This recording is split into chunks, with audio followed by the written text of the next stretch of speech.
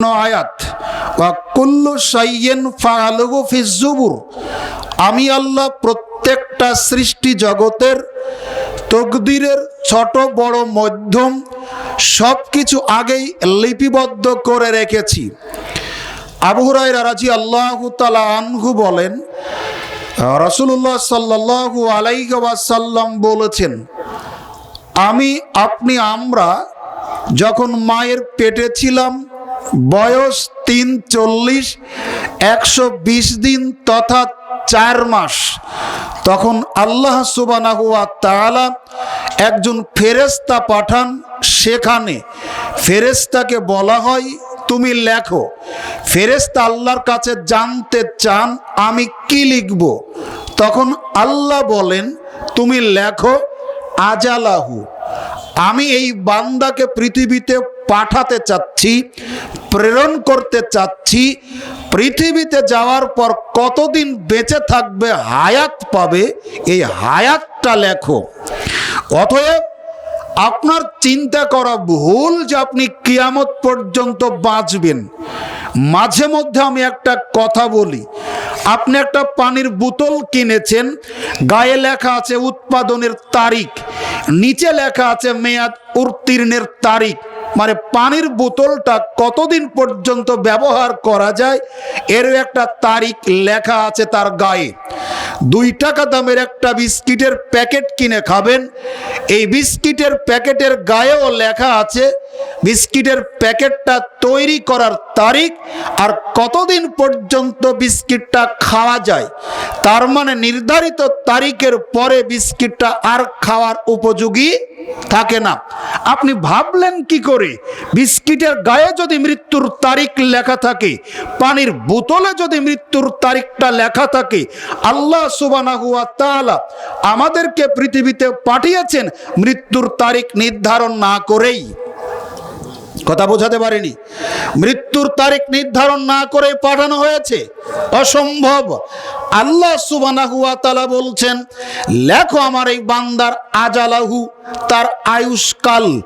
আল্লাহ সুবহানাহু ওয়া তাআলা বলছেন, ইজা জাআ আজালুহুম ফালা ইস্তাখিরুনা সাআতাও ওয়ালা ইস্তাকদিমুন। প্রত্যেকটা মানুষের মৃত্যুর সময় যেই সময়ে লেখা আছে, ইচ্ছা করলে মানুষ সেখান থেকে 1 সেকেন্ড বাড়াতেও পারবে না, কমাতেও পারবে না। নির্ধারিত সময় তার মৃত্যু হবে, এটা আল্লাহর পক্ষ থেকে নির্ধারণ করা, এখান থেকে বাঁচার কোনো পথঘাট নেই। 2, আল্লাহ সুবহানাহু ওয়া তাআলা ফেরেশতাকে বলেন, লেখো রিজকাহু, আমার এই বান্দা হায়াত পেল যতদিন, এই এতদিনে পৃথিবীতে থাকাকালীন কত মেট্রিক টন চাল, ডাল, আলু, চিনি, তেল, পেঁয়াজ, রসুন, মরিচ, যা কিছু তার প্রয়োজন খাদ্য হিসেবে, রিজিক হিসেবে যা কিছু লাগে সব কিছু লিখে দাও। এখান থেকে প্রমাণিত হয় আমাদের তকদির, রিজিকটা আগে লিপিবদ্ধ করা আছে। রিজিকের অভাবে পৃথিবীর কেউ মারা যাবে না। নির্ধারিত রিজিকটা কারো কাছে আসবে তাড়াতাড়ি, কারো কাছে আসবে একটু বিলম্ব করে। রাসূল সাল্লাল্লাহু আলাইহি ওয়াসাল্লাম বলেছেন, কাতাবাল্লাহুল মাকাদিরাল খালায়েকে ক্বাবলা আন ইয়াখলুকাস সামাওয়াতি ওয়াল আরজা বিখামসিনা আলফা সানাতিন। আসমান জমিন সৃষ্টি করার 50,000 বছর আগে আল্লাহ তার সৃষ্টি জগতের তকদিরটা লিপিবদ্ধ করে রেখেছেন। অতএব আপনি কেন অযথা টেনশন করবেন? আপনি কেন অযথা হারাম পথে উপার্জন করতে গিয়ে পরকাল হারাবেন? আপনাকে বলছিলাম, রাসূল সাল্লাল্লাহু আলাইহি ওয়াসাল্লাম বলেছেন, তোমার তকদিরে যেই কয় বস্তা চাউল লেখা আছে, একটা চাউলের দানা বাকি থাকতে তোমার মৃত্যু হবে না। তোমার তকদিরে যেই কয় কাঁকড়া আলু লেখা আছে, একটা আলু বাকি থাকতে তোমার মৃত্যু হবে না। তোমার পিছনে রিজিক ঘুরবে, তোমাকে রিজিকের পিছনে ঘুরতে হবে না। মানুষ বিশ্বাস করে না তকদিরের প্রতি, তাই হারাম পথ ইনকামের প্রচেষ্টা চালায়। আপনাকে দেখায়, তারপরেও আপনার প্রয়োজন, অনেক টাকা পয়সা, অনেক সম্পদ, অনেক বাড়ি গাড়ি, জমি জায়গা আপনার দরকার। আপনি বৈধভাবে এটা প্রাপ্তি হতে পারেন, বৈধভাবে এটা পেতে পারেন। যে মাধ্যমগুলি অবলম্বন করলে, নাম্বার 1, আল্লাহর ইবাদত করা। আল্লাহর ইবাদত করলে আল্লাহ আপনার সম্পদে বারাকা দান করবেন। আল্লাহ সুবহানাহু ওয়া তাআলা বলছেন, মান আমিলা সলিহাম মিন যাকারিন আও উনসা ওয়া হুয়া মুমিনুন ফালানুহইয়ান্নাহু হায়াতান তাইয়্যিবাতান ওয়ালা নাসসিয়ান্নাহুম আজরাহুম বিআহসানি মা কানু ইয়ামালুন। সূরা নাহল আয়াত 97। আল্লাহ সুবহানাহু ওয়া তাআলা বলছেন, যারা সৎ কাজ করে, ভালো কাজ করে, নারী হোক অথবা পুরুষ হোক, পুরুষ হোক অথবা নারী হোক, যারা ভালো কাজ করে তারা মুমিন। আর যারা ভালো কাজ করে আল্লাহ সুবহানাহু ওয়া তাআলা তাদেরকে সম্মানজনক জীবিকা দান করেন। সুবহানাল্লাহ।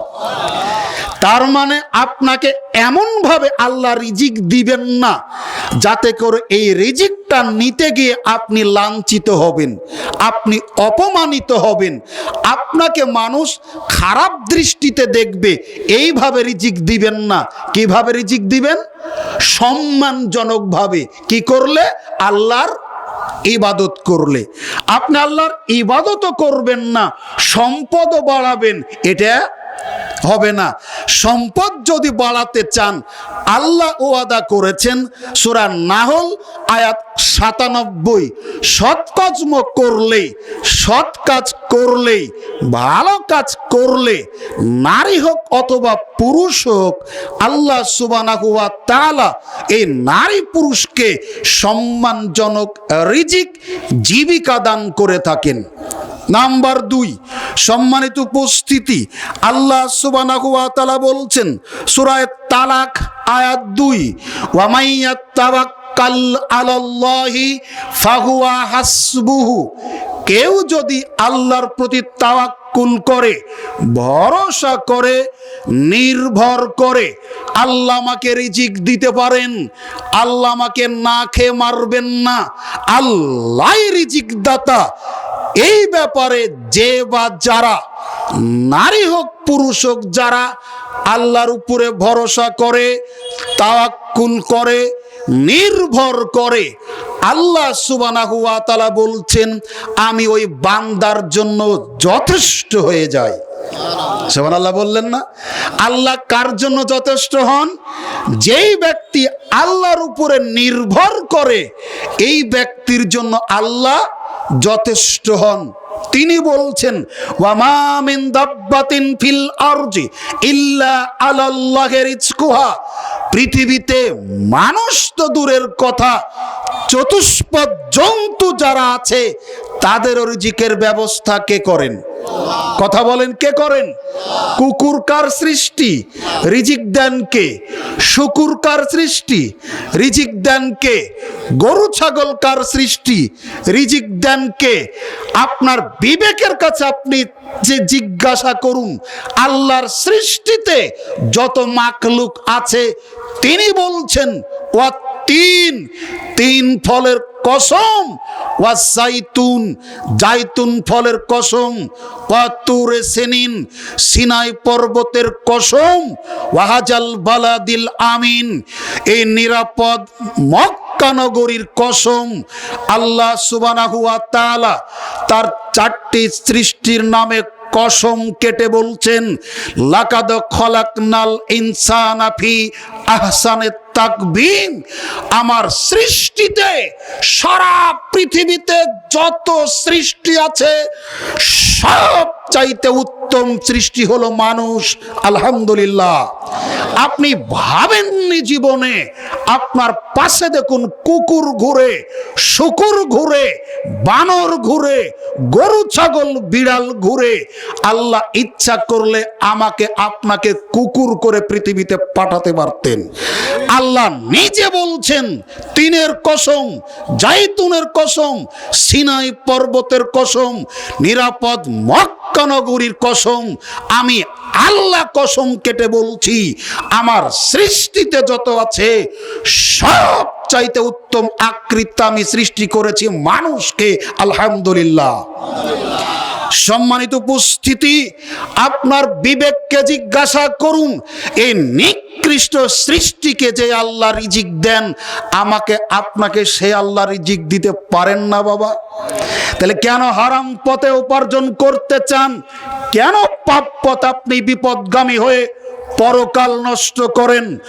আবু হুরায়রা রাদিয়াল্লাহু তাআলা আনহু বলেন, রাসূল সাল্লাল্লাহু আলাইহি ওয়াসাল্লাম বলেছেন, মহান আল্লাহ বলেন হাদিসে কুদসি, যদি কোনো বান্দা আমার উপরে তাওয়াক্কুল করে, ভরসা করে, নির্ভর করে, আমি আল্লাহ ওই নির্ভরকারী নারী পুরুষ বান্দা বান্দিকে ওইভাবে রিজিক দিয়ে থাকি যেভাবে একটা পাখিকে আমি রিজিক দিয়ে থাকি।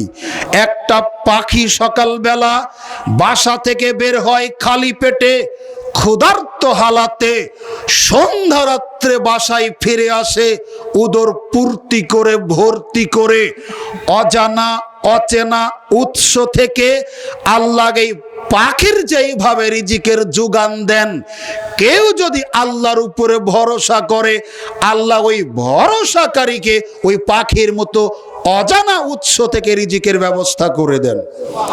বিশ্বাস করুন, খারাপ কাজ ছেড়ে দেন, হারাম কাজ ছেড়ে দেন, আল্লাহ আপনার রিজিকের ব্যবস্থা করে দিবেন ইনশাআল্লাহ। বিনয়ের সাথে বলি, যারা নেশার ব্যবসা করেন, আপনি নেশার ব্যবসা ছেড়ে দিন, আল্লাহ আপনাকে সম্মানজনক জীবিকা নির্বাহর প্রদান করবেন। আপনাকে অনুরোধ করি, আপনার কারণে গোটা সমাজটা অশান্ত। যেই ভাই বোন নেশার সাথে জড়িত, আপনাকে অনুরোধ করি, আপনার বাপ 5 ওয়াক্ত পড়ে, আপনার বাপ তাহাজ্জুদ পড়ে, আপনার বাপ অনেক সম্মানিত মানুষ, এলাকার অসংখ্য মানুষ তাকে সম্মান করে, শ্রদ্ধা করে, কিন্তু আপনি নেশার সাথে জড়ানোর কারণে, আপনি নারী কেলেঙ্কারিতে জড়ানোর কারণে আপনার বাপ সমাজে মাথা উঁচু করে দাঁড়াতে পারে না। আপনাকে বলি, আপনি আপনার জীবনকে মূল্যায়ন করুন। আপনার উপরে নির্ভর করে আপনার ভাইয়ের ভবিষ্যৎ, আপনার উপরে নির্ভর করে আপনার বোনের ভবিষ্যৎ, আপনার উপরে নির্ভর করে আপনার পিতামাতার বার্ধক্যকাল, আপনার উপরে নির্ভর করে আপনার পুরো পরিবার। আপনি নিজেকে নেশার সাথে জড়িয়ে জীবনটাকে নষ্ট করে দিবেন না। আপনি নিজেকে নারী কেলেঙ্কারিতে জড়িয়ে নিজেকে ধ্বংস করবেন না। নিজেকে মূল্যায়ন করুন। বিশাল এক পরিকল্পনা নিয়ে আল্লাহ সুবহানাহু ওয়া তাআলা আপনাকে আমাকে পৃথিবীতে প্রেরণ করেছেন। এজন্যই আল্লাহর উপরে তাওয়াক্কুল করুন, ভরসা করুন। আল্লাহ আপনার জীবন জীবিকায়, আল্লাহ আপনার আয় ইনকামে, আল্লাহ আপনার ধন সম্পদে বরকত দান করবেন ইনশাআল্লাহ। সম্মানিত উপস্থিতি, নাম্বার 3, যেই পথঘাট অবলম্বন করলে মানুষ তার জীবিকায় প্রবৃদ্ধি লাভ করতে পারে, সেটা হলো আল্লাহকে ভয় করা। যেই মানুষ আল্লাহকে যত ভয় করবে, সেই মানুষ আল্লাহর কাছে তত প্রিয় হবে। সম্মানিত উপস্থিতি, আল্লাহর কাছে প্রিয় হতে গেলে, আল্লাহর কাছে ভালো হতে গেলে তাকে ভয় করতে হবে। কি ভয় করবেন? আল্লাহকে ভয় নয়, আল্লাহর শাস্তিকে ভয় করতে হবে। আল্লাহ এত বড় শাস্তি দিতে পারেন যেটা পৃথিবীর কেউ এত বড় শাস্তি দিতে পারে না। আল্লাহ সুবহানাহু ওয়া তাআলা বলছেন, ওয়া মাইয়াত্তাকিল্লাহ ইয়াজআল লাহু মাখরাজান ওয়া ইয়াখরুজুহু মিন হাইসু লা ইয়াহতাসিব। আল্লাহ সুবহানাহু ওয়া তাআলা বলছেন সূরা তালাক আয়াত 3, যদি কেউ আল্লাহকে ভয় করে তাহলে আল্লাহ সুবহানাহু ওয়া তাআলা তার জন্য একটা উপায় বের করে দেন। বোঝাতে পারিন আপনাকে, ভ্যান কিনেছেন, ভাড়া নেই, আল্লাহ উপায় বের করে দিবেন কি করলে ভাড়া হবে।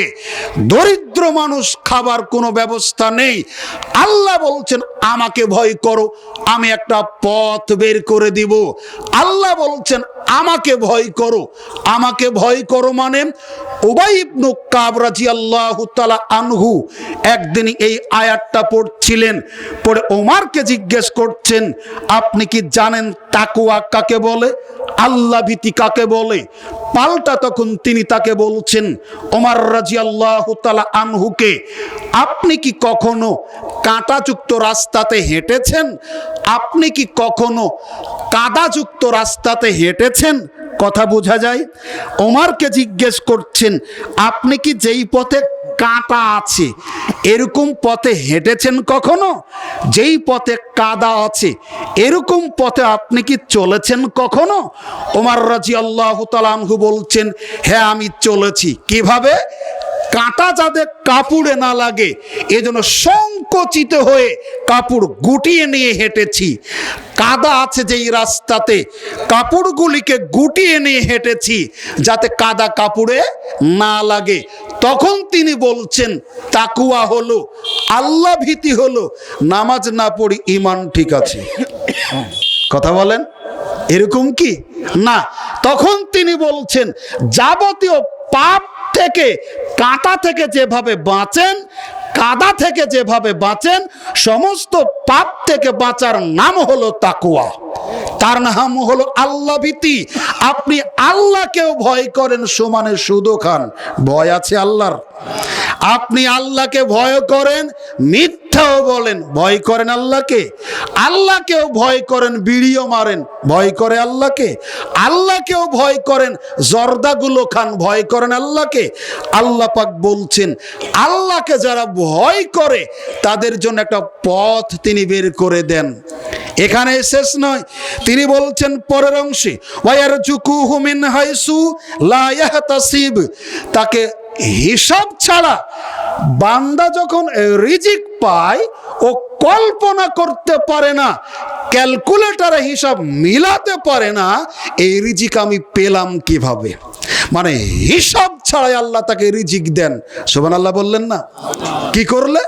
আল্লাহকে ভয় করলে হিসাব ছাড়া তিনি রিজিক দেন। সূরা তালাক আয়াত 3। অতএব আমাদের তকদিরের রিজিককে বাড়াতে চাওয়ার, বাড়িয়ে নেওয়ার তৃতীয় মাধ্যম হলো আল্লাহকে ভয় করা। কি বললাম? আল্লাহকে ভয় করা। নাম্বার 4, আপনাকে আল্লাহর কাছে বৈধ খাবারের প্রার্থনা করতে হবে। জীবনে করেছেন কোনোদিন? না। এত বক্তৃতা হয়, এত ওয়াজ হয়, আল্লাহর কাছে বলছেন আল্লাহ ছেলেটাকে ডাক্তার বানাও, ছেলেটাকে মাস্টার বানাও, ছেলেটাকে ইঞ্জিনিয়ার বানাও। জীবনে কোনোদিন মুসলমান, অসংখ্য পিতা আছে, আল্লাহর কাছে বলেন আল্লাহ ছেলেটাকে নামাজি বানাও। বলেন, বুকে হাত দিয়ে বলেন।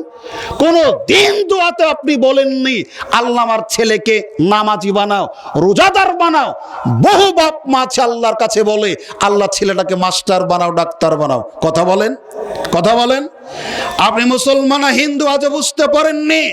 আল্লাহ শিখাচ্ছেন সূরা ফুরকানের ভিতরে, মুমিন তো তারাই যারা আল্লাহর কাছে প্রার্থনা করে রব্বানা হাবলানা মিন আজওয়াজিনা ওয়া যুররিয়াতিনা কুররাতান আয়ুনিন ওয়াজআলনা লিল মুত্তাকিনা ইমামান।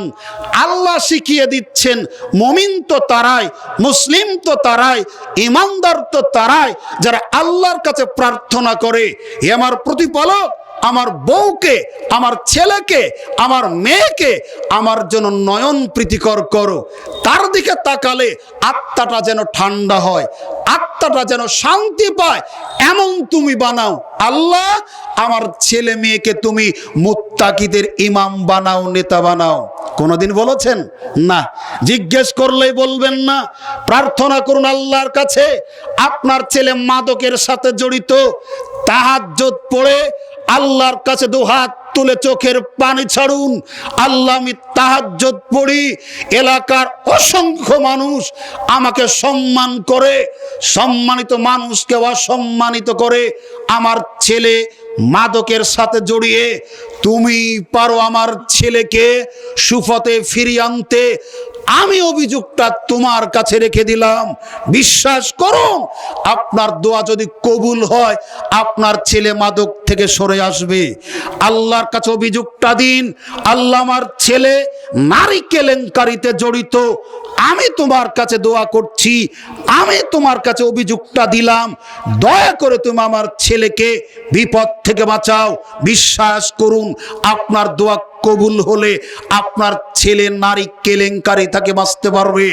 আল্লাহর কাছে বলুন, আল্লাহ, আমার ছেলে সালাত আদায় করে না, সিয়াম পালন করে না, মিথ্যা কথা বলে, বিড়ি সিগারেট খায়, আমি তাকে অনেক বুঝিয়েছি, পারিনি, গভীর রজনীতে উঠে অভিযোগটা তোমার কাছে করলাম। আল্লাহ, তুমি কবুল করো, আমার ছেলেকে তুমি হেদায়েত দাও। বিশ্বাস করুন, আল্লাহ আপনার দোয়া কবুল করলে আপনার ছেলে সুপথে ফিরে আসবেই ইনশাআল্লাহ। এজন্য আপনাকে বলি, এরকম যেমন চাচ্ছেন বিশ্বনবী মুহাম্মদ রাসূলুল্লাহ সাল্লাল্লাহু আলাইহি ওয়াসাল্লাম প্রত্যেক দিন ফজরের সালাতের পরে একটা দোয়া পড়তেন। দোয়াটা আপনারা অনেকেই জানেন, আমল করেন না। প্রত্যেক দিন তিনি দোয়া করতেন, আল্লাহুম্মা ইন্নী আসআলুকা ইলমান নাফিআন ওয়া আমালান মুতাকাব্বালান ওয়া রিজকান তাইয়্যিবান। আল্লাহর নবী আল্লাহর কাছে বলছেন, হে আল্লাহ, তুমি আমাকে এমন ইলম, এমন বিদ্যা, এমন শিক্ষা আমাকে দান করো যেটা দিয়ে মানুষের উপকার হয়। মানুষকে ঠকাবেন, চিটারি করবেন, বাটপারি করবেন, মানুষের সাথে অন্যায় আচরণ করবেন, যেই পদ্ধতিতে এই শিক্ষা তুমি আমাকে দিও না। যেই শিক্ষা অর্জন করলে মানুষের কল্যাণ করা যায়, মানুষের উপকার করা যায়, মানুষের ভালো করা যায়, এরকম শিক্ষা আমাকে দাও। ওয়া আমালান মুতাকাব্বালান, আমাকে এমন আমল করার তুমি তৌফিক দাও যেইভাবে আমল করলে তুমি কবুল করবে। এমন ভাবে সিজদা করার তৌফিক দাও যেইভাবে সিজদা করলে তুমি কবুল করবে। এমন ভাবে সাহারি খাওয়ার তৌফিক দাও যেইভাবে সাহারি গ্রহণ করলে তুমি সিয়ামটা কবুল করবে। এমন ভাবে ইফতারি করার তৌফিক দাও যেইভাবে ইফতারি গ্রহণ করলে তুমি আমার সিয়ামটা কবুল করবে। এমন ভাবে সিয়াম রাখার তৌফিক দাও যেইভাবে সিয়াম রাখলে জাহান্নামের আগুন আমার জন্য হারাম হবে। এইভাবে আল্লাহর কাছে বলুন, আল্লাহ, এমন ইবাদত করার তুমি তৌফিক দাও যেই ইবাদত তুমি কবুল করবে। সারা জীবন নামাজ পড়বেন, কবুল না হলে লাভ হবে না। সারা জীবন সিয়াম পালন করবেন, কবুল না হলে লাভ হবে না। এজন্য আল্লাহর কাছে চান এমন ইবাদত করার তৌফিক দাও যেই ইবাদত তুমি কবুল করবে। ৩, ওয়ারিজকান তাইয়্যিবান, আল্লাহ তুমি আমাকে পৌত পবিত্র হালাল খাবার দান করো। কোনদিন দোয়া করেছেন? না। খাবার পেলেই হলো, হালাল হোক আর হারাম হোক, হ্যান্ড ফাউল দেখার সুযোগ নেই। সমানে চালাচ্ছেন, জি না। আল্লাহর নবী প্রার্থনা করে চাচ্ছেন, আল্লাহ আমাকে হালাল খাবার দান করো। কারণ ইবাদত কবুলের আবশ্যিক পূর্ব শর্ত হলো হালাল খাবার। হারাম খেয়ে তাহাজ্জুদ পড়ে রাত কাটাবেন, লাভ হবে না। হারাম টাকা দিয়ে হজ করতে যাবেন, কাবার গিলাপ ধরে কাঁদতে কাঁদতে মারা যাবেন, 5 পয়সার উপকার হবে না। এজন্য আল্লাহর কাছে চান, আল্লাহ যেই মানের, যেই গুণের খাবার খেয়ে ইবাদত করলে তুমি কবুল করবা, এমন খাবার তুমি আমাকে দান করো। তাহলে 4 নম্বর মাধ্যম বললাম, আল্লাহর কাছে বৈধ খাবারের কি করা লাগবে? বলেন না, কি করা লাগবে? চাইতে হবে। চান কখনো?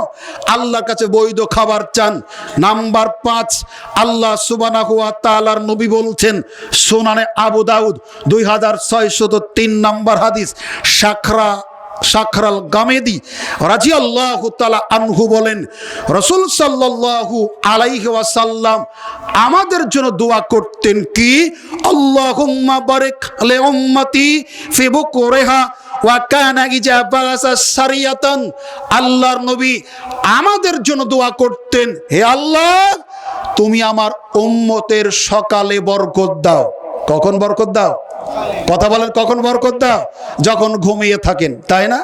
রাত 12টা 1টা 2টা পর্যন্ত টেলিভিশন দেখলেন আর সকাল 10টার আগে ঘুম থেকে ওঠেন না, বরকত পাবেন কোথায়? আপনার জন্য ইয়াবার ব্যবসা ছাড়া উপায় নাই, আপনার জন্য বউ দিয়ে দেহ ব্যবসা করা ছাড়া উপায় নাই। কারণ বরকত তো তারা পায় যারা সকালবেলা ঘুম থেকে উঠে। আল্লাহর নবী বলছেন, আমার উম্মতের জন্য দোয়া করলাম, হে আল্লাহ তুমি আমার উম্মতের সকালে বরকত দাও। সাহাবীরা বলছেন, আমরা যারা ব্যবসা করতাম ফজরের পরে ব্যবসায় চলে যেতাম, জমিনে যারা কামলা দিতাম ফজরের পরে জমিনে ছড়িয়ে পড়তাম, আল্লাহ আমাদের বরকত দিতেন। আপনি ফজরও পড়েন না, বিছানায় শুয়ে থাকেন, বরকত কোন দিয়ে আসে আর কোন দিক দিয়ে যায় আপনি বলতে পারেন না।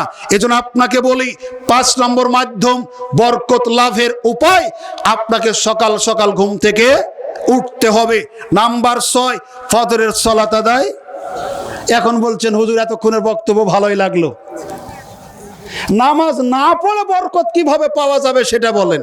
ও ভাই, ওই বুদ্ধি আমার কাছে নাই। তাহলে আপনাকে আবার ব্যবসা করতে হবে, তাহলে আপনাকে গাঁজার ব্যবসা করতে হবে, নারে চুরি করতে হবে। বৈধ পদ্ধতিতে যদি সম্পদ বাড়াতে চান তাহলে আপনার জন্য 6 নম্বর আমল হলো ফজরের সালাত আদায় করতে হবে। দেখেন, অনেক লম্বা আলোচনা, সংক্ষিপ্ত বলি। আল্লাহর নবী বলেছেন, যে ব্যক্তি ফজরের সালাত আদায় করলো এই ব্যক্তি আল্লাহর জিম্মাদারিতে চলে গেল। সুবহানাল্লাহ বললেন না? মানে বুঝতে তো পারেন, আপনি আল্লাহর জিম্মাদারিতে গেলে তো ঠকে গেলেন। আল্লাহর জিম্মাদারিতে গেলে তো ঘুষ খাওয়া হবে না, সুদ খাওয়া হবে না, মিথ্যা বলা হবে না, গাঁজা খাওয়া হবে না। এই জন্য আপনি সুবহানাল্লাহ বলতে চাচ্ছেন না। কি বোঝাতে পারেনি?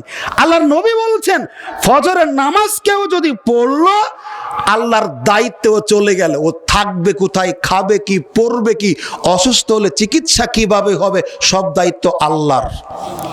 আল্লাহ বলছেন, এখানে শেষ নয়, তিনি বলছেন যে ব্যক্তি এশার সালাত জামাতের সাথে আদায় করে, অর্ধেক রাত সালাত পড়লে, নামাজ পড়লে যেই নেকি, এশার নামাজ জামাতে পড়লে সেই নেকি। সুবহানাল্লাহ বলেন। অনেকে জামাতে হয়েছে তো না। ফজরটা যদি জামাতে হয়, আল্লাহর নবী বলছেন ফজর এশা যেই মুসল্লির দুইটাই জামাতে হয় সে যেন সারা রাত নামাজে কাটালো। সারা রাত নামাজ পড়লে যেই নাকি, ফজর এশা জামাতে পড়লে সেই নাকি। তাহলে একদিকে দায়িত্বে গেলেন আল্লাহর, আর একদিকে আপনি সারা রাত নামাজের নেকি পেলেন। আল্লাহর নবী বলছেন, নিয়মিত যারা মসজিদে সালাত আদায় করে তারা আল্লাহর মেহমান। অনেক দিন পর সুবহানাল্লাহ পরিমাণ একটু বেশি হলো। আল্লাহর মেহমান হওয়া তো অনেক পছন্দ করে না, না করারও কারণ আছে। দেখেন, আপনার বাড়িতে মেহমান, নাস্তা খেতে দিয়েছেন, কি বলেন? বলেন নাটি বিস্কিট অথবা এনার্জি প্লাস, বাটার, ঘি, আঙ্গুর, আপেল, বেদেনা, কলা, চা, মিষ্টি ইত্যাদি ইত্যাদি, তাই না? আর মসজিদে মানুষ যখন হাদিয়া দেয়, অনেক এলাকায় খয়রাত বলেন, কি দেয় বলেন তো? বলেন, এখন থেকে 5-7-10 বছর আগে ছিল একটা এবি বিস্কিট, সুইটি বিস্কুটের আদালয়, মনে আছে না আপনাদের? আরে আমি তো বয়সে কম, দেখছি সব চুল দাড়িতে মেহেদি দেওয়া, বলেন না একটু। তার মানে এবি বিস্কুট সুইটির মানে এক প্যাকেটের দাম 5 টাকা। পাবলিক বুঝে আল্লাহর মেহমান যদি হয়, জান্নাতের মধ্যে তো এবি বিস্কুট খাওয়াবে। এই জন্য আল্লাহর মেহমান হতে চায় না। আপনি আল্লাহকেই বুঝেননি, আল্লাহকেই জানেননি।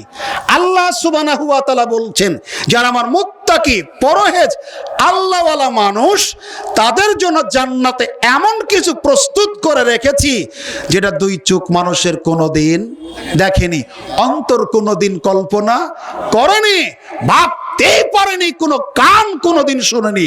আপনি কি শুনেছেন? দেখেন, প্রযুক্তি মানুষের মাঝে মধ্যে বোঝায়, ট্যাপের নিচে হাত দিয়েছেন, ট্যাপের কল অন করা লাগে না, হাত দিলেই পানি পড়ে, সরিয়ে নিয়েছেন, বন্ধ হয়, আছে না নাই? দেখবেন ঘড়িটা হাতে দিয়েছেন চলে, খুলে ফেলেছেন বন্ধ হয়েছে, আছে না নাই?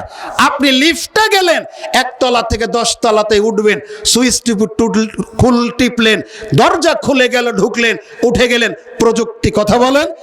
আকাশপথ দিয়ে বিমান চলে, ল্যাপটপ দিয়ে নিয়ন্ত্রণ করছে একজন, কোথায় স্ক্রু নাট বল্টু ঢিল পড়েছে, রিমোট টিপে টাইট দেয়, কথা বলেন। প্রযুক্তি, এগুলো মানুষ চিন্তা করতে পারে, ভাবতে পারে। আমার আল্লাহ বলছেন এই ভাবনার চাইতেও বেশি উত্তম জিনিস আমি প্রস্তুত করে রেখেছি। সম্মানিত উপস্থিতি, এটাই শেষ নয়। আপনি গরিব মানুষ, এখনো যারা বসা, অনেক মানুষ আছে মাইক্রোতে এখনো চড়েনি, অনেক মানুষ আছে বাবা, নাই? গরিব মানুষ ভাবতে পারে, স্বপ্নে দেখছে মাইক্রোতে চড়ে ঢাকা যাচ্ছি, এটা অবাস্তব। আল্লাহর নবী বলছেন, আল্লাহ বলছেন এটা কোনো অন্তর এরকম অবাস্তব ভাবনা ভাবতে পারে, জান্নাত তার চাইতেও বেশি উন্নত। আপনি আল্লাহর মেহমান হবেন না মানে? আশ্চর্য! এবি বিস্কুট খাইয়ে, সুইটি বিস্কুট দিয়ে মানুষের অন্তরকে কোরবানি দিয়েছেন। আপনি ভাবতে শিখেছেন আল্লাহর মেহমান হলে সুইটি বিস্কুট ছাড়া আর কিছু তকদিরে হবে না। আপনাকে বলি, রাসূল সাল্লাল্লাহু আলাইহি সাল্লাম বলেছেন, আল্লাহ সুবহানাহু ওয়া তাআলা বলেন, জান্নাতের ভিতরে থাকবে সারি সারি বিছানা, বসার গদি। এটা থাকবে আপনার মণিমুক্তা দিয়ে তৈরি, রেশম দিয়ে তৈরি। আপনার মন খেতে চাইবে যে কোনো ফল ফলাদি, থাকবে কাঁদি ভরা কলা, থাকবে কুল গাছ কাঁটা ছাড়া। মন যা চাইবে, অর্ডার কাটা লাগবে না। গাড়ি হরতালে আসতে পারেনি, খেতে পেলেন না, এমনটি হবে না। মনের ভিতর চিন্তার উদয় হলে যেটা খেতে চাচ্ছেন, মন চাচ্ছে আপেল খাবেন, সামনে হাজির। মন চাচ্ছে কলা খাবেন, সামনে এসে হাজির। মন চাচ্ছে আঙ্গুর খাবেন, সামনে এসে হাজির। এমনি করে আপনার প্রত্যাশা অনুযায়ী, মনের চিন্তা চেতনা অনুযায়ী আল্লাহ সুবহানাহু ওয়া তাআলা জান্নাতকে সুসজ্জিত করে রেখেছেন। এজন্য আপনাকে বলি, ফজরের সালাত আপনি যত সময় আদায় করুন, তাহলে দেখবেন আল্লাহ সুবহানাহু ওয়া তাআলা আপনার জীবিকায়, আপনার তকদিরে যেই পরিমাণ রিজিক লেখা আছে, এটাকে বারাকা দান করবেন। সম্মানিত উপস্থিতি, 7 নম্বর আমল হজ এবং উমরা করা। হজ উমরা করাকে রাসূল সাল্লাল্লাহু আলাইহি ওয়াসাল্লাম বলেছেন, তোমরা হজ এবং উমরা পালন করো। এরা মানুষের জীবনের গুনাহকে ওইভাবে দূর করে দেয় যেইভাবে কামারের হাপড় লোহার মরিচাকে দূর করে দেয়। আপনি দেখবেন কামার হাপড়টা টানে, জ্বলন্ত আগুনের কয়লার ভিতরে লোহা দেওয়া আছে, উত্তপ্ত লোহা থেকে মরিচা যেইভাবে আগুন দূর করে দেয়, রাসূল সাল্লাল্লাহু আলাইহি ওয়াসাল্লাম বলেছেন, ব্যক্তির হজ এবং উমরা তার